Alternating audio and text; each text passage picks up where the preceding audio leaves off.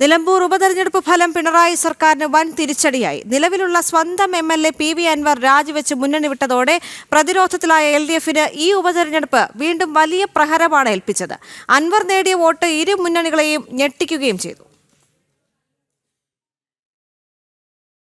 2016-ലും 2021-ലും കൈവിട്ട മണ്ഡലം UDF തിരിച്ചുപിടിച്ചു. മതമൗലികവാദ സംഘടനകളെ കൂട്ടുപിടിച്ചതും UDF-ന് തിരഞ്ഞെടുപ്പിൽ ഗുണം ചെയ്തു. UDF ഭരിക്കുന്ന പഞ്ചായത്തുകൾക്കു പുറമെ LDF നിയന്ത്രണത്തിലുള്ള പഞ്ചായത്തുകളിലും മുന്നേറ്റം നടത്താൻ ആര്യാടൻ ഷൗക്കത്തിനായി. മുസ്ലിം ഭൂരിപക്ഷമുള്ള മലപ്പുറം ജില്ലയിൽ ന്യൂനപക്ഷ പ്രീണനത്തിൽ ഊന്നിയുള്ള പ്രചാരണവും വിജയത്തിൽ നിർണായകമായി.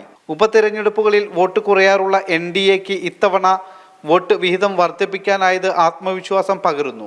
ഭാരതീയ ജനതാ പാർട്ടി മുന്നേറിയിരിക്കുകയാണ്. കാരണം കഴിഞ്ഞ തവണത്തേക്കാൾ കൂടുതൽ വോട്ട് ഞങ്ങൾ കിട്ടിയിരിക്കുന്നു. പക്ഷേ LDF-ഉം UDF-ഉം കഴിഞ്ഞ തവണത്തെ വോട്ടിനേക്കാൾ കുറവിലാണ് അവർക്ക് കിട്ടിയിരിക്കുന്നത്. നമുക്ക് മുന്നേറ്റം ഉണ്ടായിട്ടുണ്ട്. തീർച്ചയായിട്ടും ഒരു ജനാധിപത്യത്തിൻ്റെ വിജയമാണ് ഞാൻ കരുതുന്നത്. ഉപതെരഞ്ഞെടുപ്പിൻ്റെ പാറ്റേൺ അറിഞ്ഞാൽ മൂന്ന് നാല് കക്ഷികൾ ഡയറക്റ്റ് ഫൈറ്റ് ചെയ്യുന്ന 3-4 കക്ഷികൾക്ക് വോട്ട് കുറയുന്ന ഒരു പാറ്റേൺ നമ്മൾ കഴിഞ്ഞ കാലങ്ങളൊക്കെ കണ്ടിട്ടുള്ളത്. അതിന് വിഭിന്നമായി ഈ പ്രാവശ്യം വോട്ട് കൂടിയിട്ടുണ്ട്. ഭാരതീയ ജനതാ പാർട്ടി കൂടിയിട്ടുണ്ട്. ഇത് LDF-ഉം UDF-ഉം മതതീവ്രവാദികളുമായി കൂട്ടുപിടിച്ചു. UDF-ന്റെ വിജയം മതതീവ്രവാദികൾ ജമാഅത്തെ ഇസ്ലാമിയുടെ കൂട്ടുചേർന്നുള്ള ഒരു വിജയമാണ്. അത് രാജ്യദ്രോഹ ശക്തികളുടെ വിജയമായിട്ട് വേണമെങ്കിൽ പരിഗണിക്കേണ്ടതാണ്. കഴിഞ്ഞ തവണ ലഭിച്ച വോട്ടിനേക്കാൾ കുറവാണ് ഇത്തവണ LDF-നും UDF-നും ലഭിച്ചത്. 2021-ൽ UDF-ന് 78,527 വോട്ട് ലഭിച്ചിരുന്നു. ഇക്കുറി 77,737 വോട്ടുകൾ മാത്രമാണ് ലഭിച്ചത്. 790 വോട്ടിന്റെ കുറവുണ്ട്.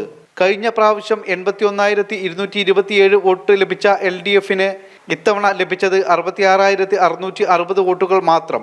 14,567 വോട്ടിന്റെ കുറവാണ് LDF-നുള്ളത്. ഇടത് വലതു മുന്നണികളിൽ നിന്നും 19,760 വോട്ടുകൾ പിടിച്ച PV അൻവറിന് വോട്ടുകൾ ചോർന്നിട്ടുണ്ട്. ടീം ജനം, നിലമ്പൂർ.